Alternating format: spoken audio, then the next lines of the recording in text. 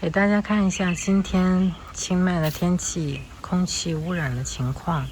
今天是3月30号，这是今天清迈的天空，雾霾还是很严重的。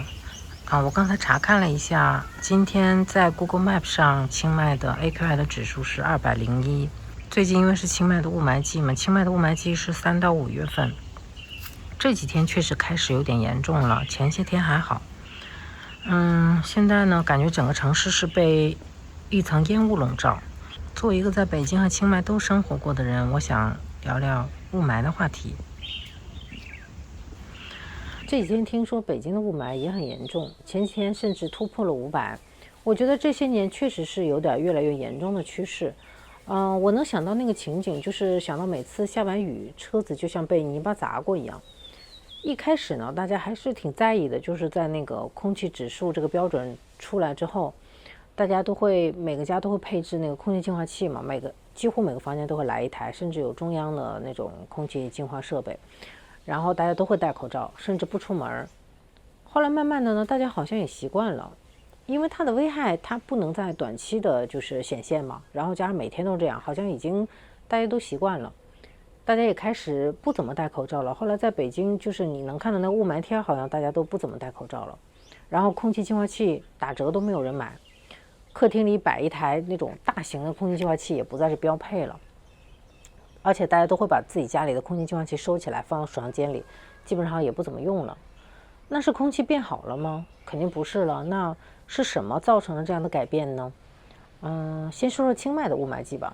我来清迈之前，很多人都会提醒一件事儿，就是3到5月份是这里的雾霾季，空气很差。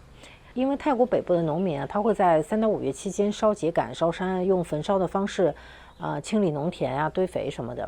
虽然泰国一直在禁止这件事情，但是因为周边的老挝和缅甸它也会烧嘛，而且清迈它又是一个山区，所以它就会把烟都拢在那个山区的里面，就很难散出去。所以即便是泰国的政府禁止了，但是清迈还是会有雾霾。但是那时候我就心想了，我在北京住了这么多年，早就习惯了，对吧？清迈的空气能有多差呢？然后到了今年的烧山季呢，我就想等着看看说清迈的雾霾到底是什么样了，因为我确实没有在这儿度过那个雾霾季嘛。它会比北京严重吗？还是差不多呢？然后3月初的时候，那个时候其实天气还是很好的。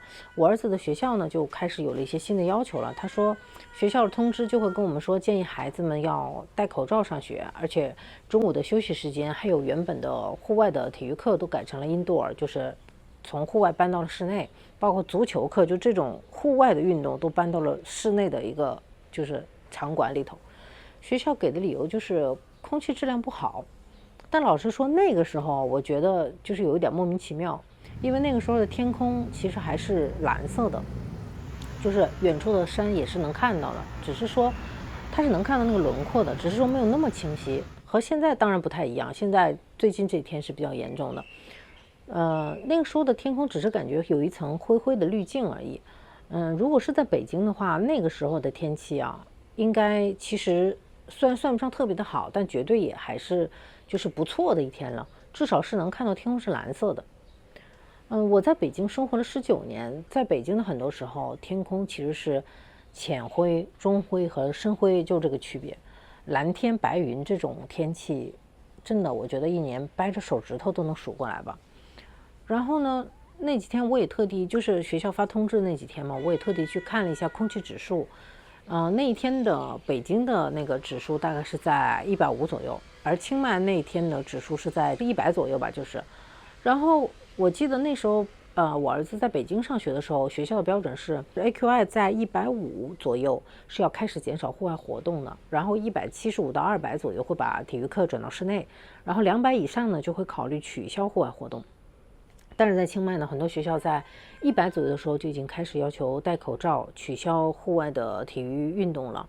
所以当学校当时因为空气不好取消户外活动的时候，甚至把足球课都搬到室内的时候，我内心还觉得这有啥呀？这就不让上户外课了？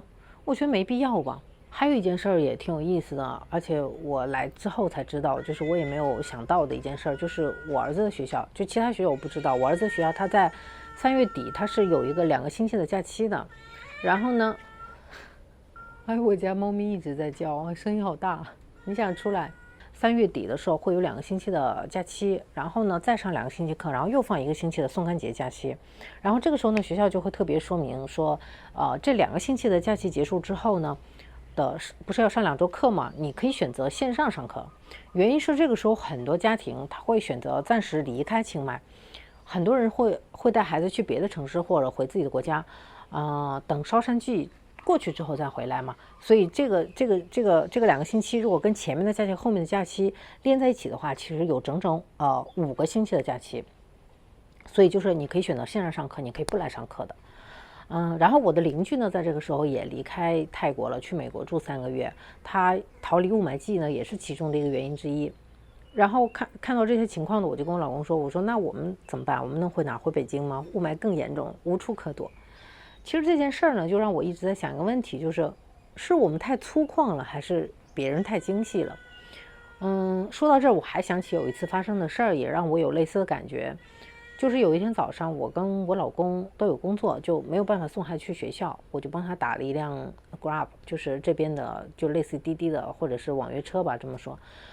平台上其实也是有司机的信息，也有行程的跟踪啊，跟那个就是国内的那个是一样的，而且孩子也有电话手表，其实从技术上来说已经算是比较安全的了。但是当天呢，老师就联系了我，老师是英国人啊，他说他觉得这样不安全。然后下次如果你们没有办法送的话，让我们联系校车，不要让孩子自己打车来学校。其实当时听到这个事儿呢，我听到他跟我这么说呢，我有一点点意外，因为在国内的很多地方，我觉得让10岁的孩子偶尔打一个网约车去一个地方，好像就还好吧，就很正常吧。毕竟也有平台兜底嘛，而且现在的技术层面上来说，已经很先进了。除了那个就是路线的跟踪和司机的个人信息，还有车上的录音等等，感觉安全性还是有保障的。但是在他们的观念里，这件事情是需要特别谨慎对待的。当然后来我反思了一下，我觉得这件事儿的确是有风险的，虽然这个风险概率比较低，但是一旦发生，它就是会产生非常严重后果的那种，这个是我不能承受的。所以我觉得作为父母，确实这是不应该的，是我们在安全的意识方面还不够敏感。我觉得确实是应该要反思的一件事啊。我说这件事呢，其实是想说，确实在不同的环境里，就是成长的人，对很多事情的标准和敏感度它是不一样的，就像对雾霾一样。我看到在清迈的，就是很多人对雾霾很敏感啊，包括特别是那些欧美人。我一开始还觉得就是你们是没有见过更严重的雾霾吧，所以这样就是感觉没有见识过那种感觉。毕竟北京全年都是这样，而且就是清迈只有2到3个月是这样嘛，北京就是基本上大部分的时候都是这样的。而且清迈的雾霾有一点不同的是什么呢？它是烟味非常的大，主要沉在底部，就是空气中的那个就是靠近下面那一层吧，而且分布特别不均匀。就比如说我现在住在清迈的一个山区里面，在山区反而更严重，可能是因为在山区拢在里面，它那个烟散不出去的原因，反而在就是贴近市中心的地方相对好一些。但是呢，这么大的烟，就在我这个山区住的山区这个地方，这么大的烟，你却能在晚上看到那个星星跟月亮，就是在最上面那层，你能明显感觉到好很多。这和北京雾霾是完全不同的，北京雾霾是非常均匀的分布的那种感觉。然后我就觉得这好像没什么呀，我觉得这里的雾霾已经很友好了，都能看到月亮跟星星，对吧？再比如说到一个例子，我们看到一些国家不允许女人上学上班，而且可能会有一夫多妻制这种，你会惊讶于他为什么不离开呢？他们怎么能忍受呢？其实很多时候你觉得无法忍受的事情，在对方看来可能是正常的，他们没有这样那样的激烈的情绪，至少是就是可能身边大家都这样嘛，都这么生活。所以对他们来说，这是一件很自然的事情。就像我们在北京生活久了，就觉得好像这个雾霾没什么呀。所以我就在想，其实人可能是一个非常容易适应环境的物种嘛。当一个环境长期是某种状态的时候，我们的大脑就会慢慢把它当成一种正常值。这种改变其实是更像是一种大脑的适应机制，就是一种本能的反应。因为我觉得大脑可能真的是挺懒的。如果持续对一个事情就是重复的反应，天天哎呀雾霾我不能活了，不能出门，就是感觉没法活了。然后大脑就会觉得太浪费能量了，所以他可能就会把这种长期的状态当做一种新的正常标准。